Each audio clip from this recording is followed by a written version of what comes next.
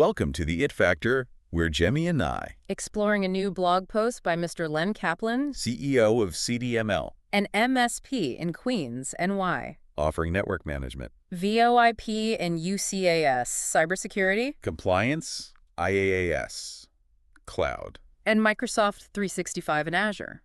If you're a small business owner or manage IT for a growing organization. This episode is for you. Stay tuned. So it sounds like Yeah. Mr. Kaplan is really sounding the alarm Oh, absolutely. about this rise in these phishing attacks that are targeting businesses, Yeah. particularly through social media and mobile devices. You got it. I mean, it's become so much more than just those suspicious emails Oh, yeah, absolutely. that we used to get. It's not just about the Nigerian prince anymore. Right. You know, we're talking Yeah. deep fakes, Deepfake. malicious ads. Right. It's incredibly hard to spot, even for Yeah. the tech savvy. For people like us. Yeah. Right. You and me both. So deepfakes, Yeah. for those who may not have encountered them yet, are basically videos or audio recordings Yeah. that have been manipulated Right. to make someone appear to be saying or doing something they never actually did. Exactly. Uh-huh. Incredibly sophisticated these days. Oh my God. And they can be used to spread misinformation, damage reputations, and Okay. of course trick people into falling for phishing scams. It's scary how technology can be used for both good and bad. It really is. It's a double-edged sword. It is. And he also talks about the rise of malicious ads. Right. And these can be just as dangerous. Yeah. You know, they're designed to look like legitimate ads, Okay. but when you click on them, they can redirect you to phishing websites Oh, wow. or even download malware onto your device. So it's not just about being careful about the links you click in emails anymore. Right. You really have to be wary of ads, Ah. even on seemingly trustworthy websites. Yeah, and Yeah. here's where it gets even trickier. Okay. Social media has become a prime target for these phishing attacks. Because it's all about interaction sharing, clicking links. Yeah, think about it. You're scrolling through your feed, Uh-huh. you see a post from a friend, Right. you click on a link without thinking twice. You're not even thinking about it. Right. But what if that friend's account has been compromised? Right. And that link leads to a phishing site. Exactly. That's exactly what I'm talking about. That's the kind of scenario he's warning about. Right. And it's not just about links either. Okay. He mentions this tactic called pig butchering. Pig butchering. Yeah, have you heard of this? No, I haven't. It's a pretty disturbing tactic where scammers build what appear to be genuine relationships with people online, Oh, wow. often through social media or dating apps. Okay. And they'll spend weeks, even months, cultivating these relationships, Wow. gaining the victim's trust, making them feel like they have a real connection. Oh, that's already creepy. And then once they've gained the victim's trust, they start asking for money. Oh, gosh. They might come up with these elaborate stories about needing help with a medical emergency, Okay. a business venture, Wow. or even just to get back on their feet. Oh, my gosh. And because the victim feels like they have this real relationship with this person, Right. they're more likely to send money. That's awful. It's like emotional manipulation on a whole other level. On another level. And these scammers are often very skilled at what they do. Yeah. They're experts at creating fake profiles. Right. Spinning believable stories. Oh, yeah. Playing on people's emotions. It's scary. It can be incredibly difficult to spot these scams until it's too late. So it makes you really think twice about every interaction you have online. It does. You really can't let your guard down, even when we're interacting with people we think we know and trust online. And then on top of all of this, Yeah. our smartphones. Our smartphones. He argues that smartphones have become prime targets for these phishing attacks. Because we use them for everything. And for good reason. We use them for everything. Banking, Shop, communication, communication, work. Our entire lives are practically stored on these devices. And we take them everywhere. And we take them everywhere. Yeah. They're always connected, always within reach. It's like having a little target on our backs. It is. Even high-end smartphones, Right. with all their fancy security features, Right. aren't foolproof. Right. Phishing attacks can come through text messages, Right. phone calls, emails, social media apps, Oh, wow. even seemingly harmless games. It's like a minefield out there, It is, especially on our phones. especially on our phones. And what's even more concerning is that many people don't realize how vulnerable their phones actually are. Right. They might think that just because they have a strong password Yeah? or use a fingerprint scanner, Right. they're safe. Right. But that's not always the case. So what can we do? Should we just ditch our smartphones and go back to using carrier pigeons? Well, that's one option, I suppose. I'm just kidding. But realistically, smartphones are here to stay.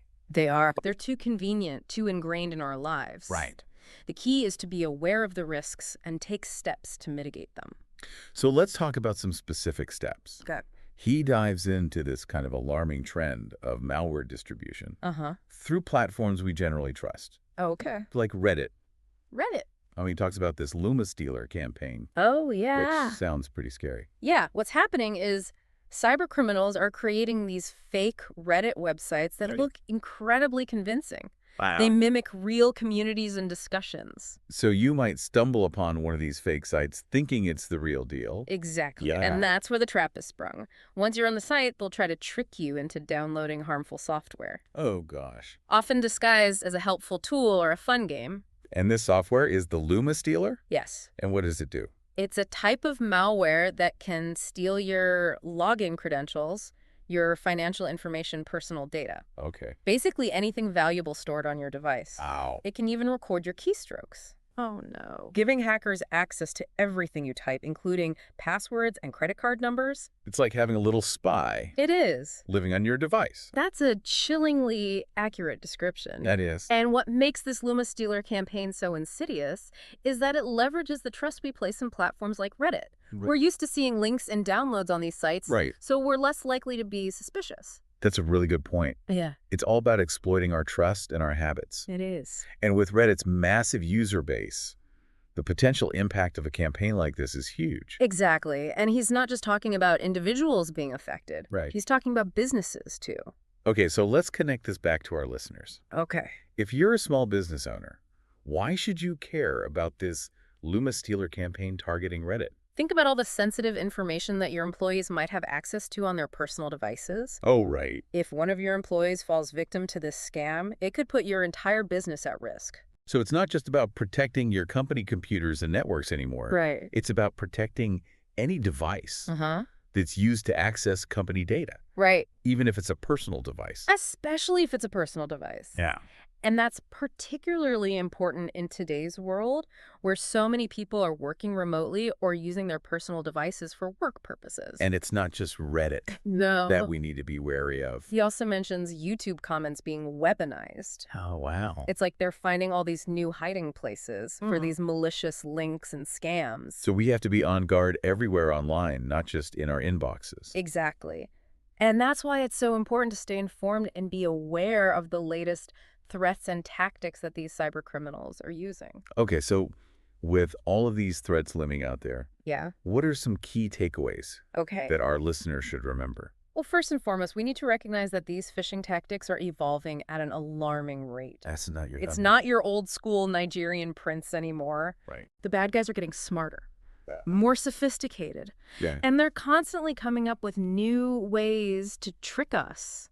So takeaway number one, phishing is getting more sophisticated. Right. Takeaway number two, social media is a major battleground. It's a battlefield. It is. It's not just a place to connect with friends and family anymore. Right. It's a prime target for cyber attacks. And takeaway number three, mobile devices are extremely vulnerable. Very vulnerable. We carry them everywhere, we use them for everything, and that makes them prime targets for phishing attacks. And you can't blindly trust any platform, Right. even those that we consider reputable. The Luma Stealer campaign targeting Reddit is a perfect example of that. Absolutely.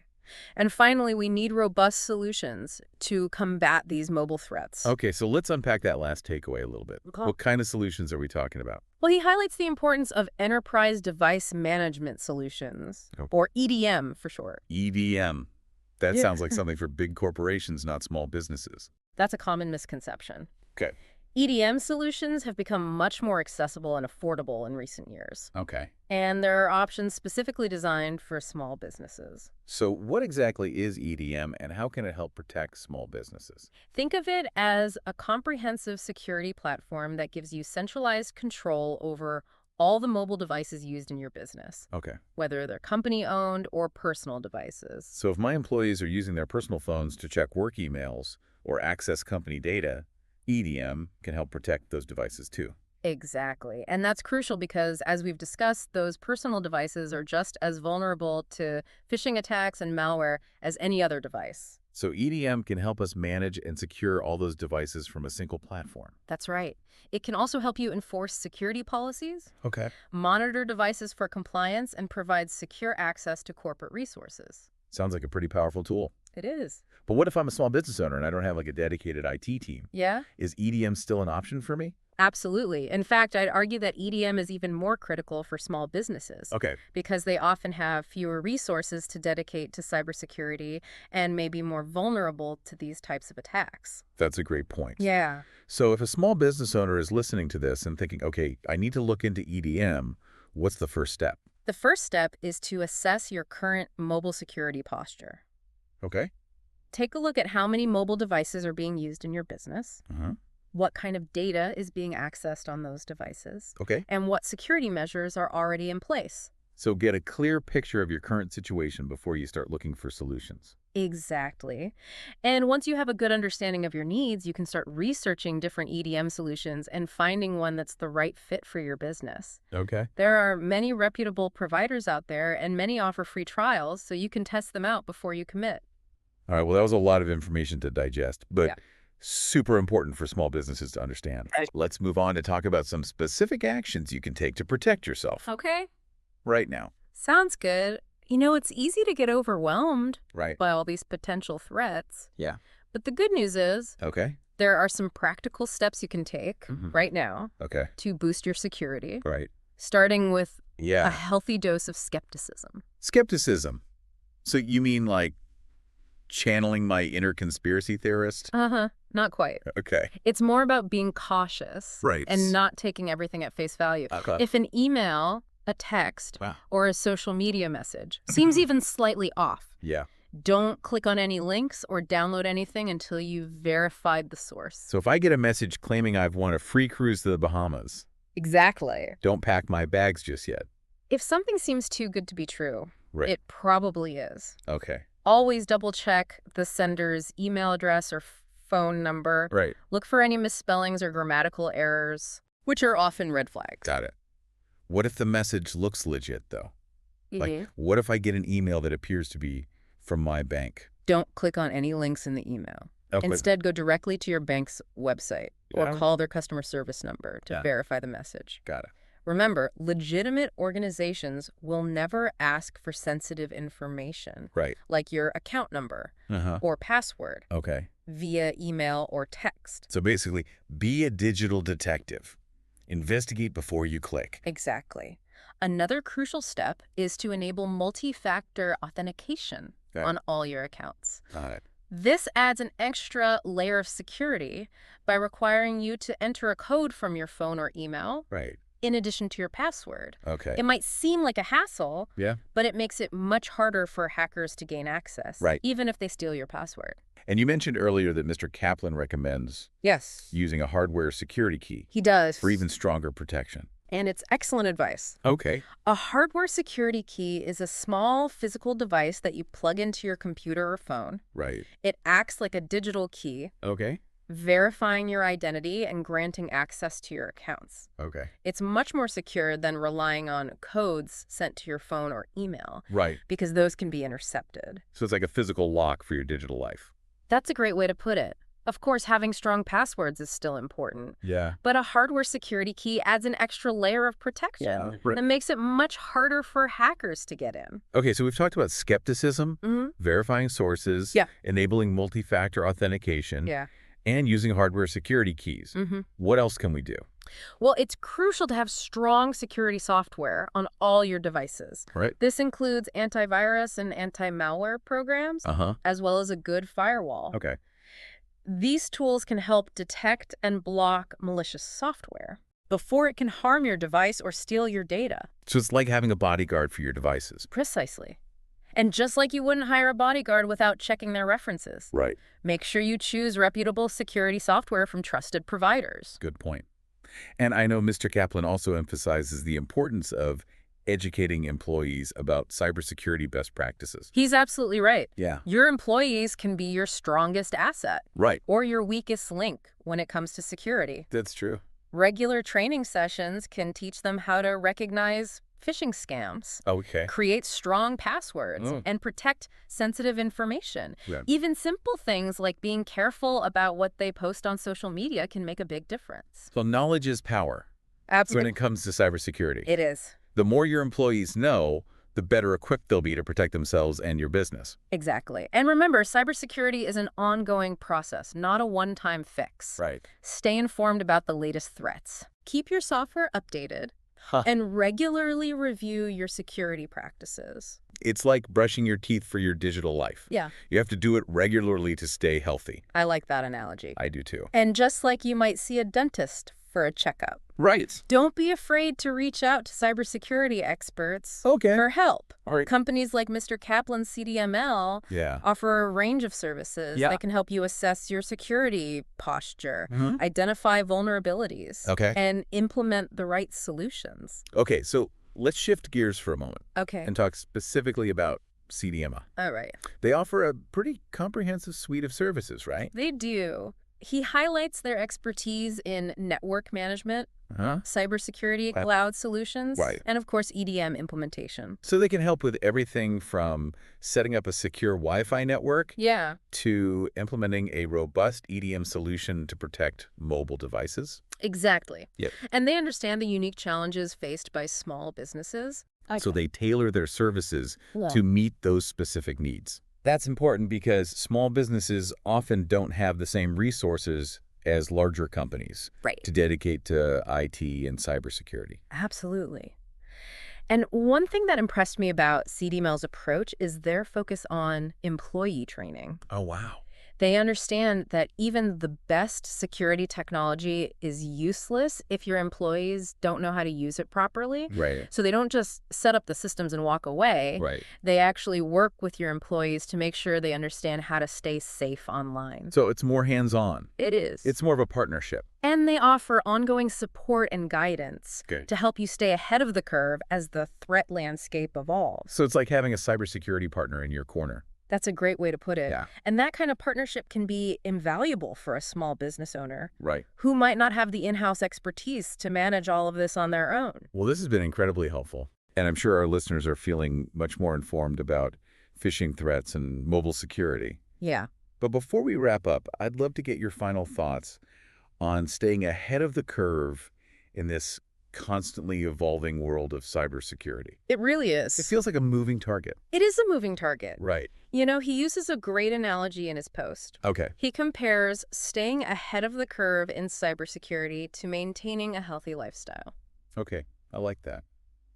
Tell me more. He says it's not about finding a miracle cure or a one-time fix. Right. It's about adopting good habits, staying informed, Okay. and being proactive. So just like we need to eat right, exercise, get regular checkups, Right. we need to do the same for our digital lives. Exactly. We need to make sure we're using strong passwords, Right. enabling multi-factor authentication, keeping our software updated, Right. and being cautious about the links we click Yeah. and the information we share online. It's about building those good digital hygiene habits. Yes. And making them part of our daily routine. Exactly. And just like you might consult a nutritionist or a personal trainer for guidance on your physical health, Right. you shouldn't hesitate to reach out to cybersecurity experts for help with your digital well-being. So if you're a small business owner Yeah. and you're feeling overwhelmed by all of this, Yeah. don't be afraid to ask for help. Exactly. There are experts out there like the team at CDML Right. who can provide the guidance and support you need to navigate this complex world. Well said. I think that's a great note to end on. Yeah. Remember, folks, cybersecurity is a journey, not a destination. Stay vigilant, stay informed, and stay safe. And be sure to check out Mr. Kaplan's blog Yeah. and CDML's website for more valuable insights and resources. Thanks for joining us today. Until next time, stay protected.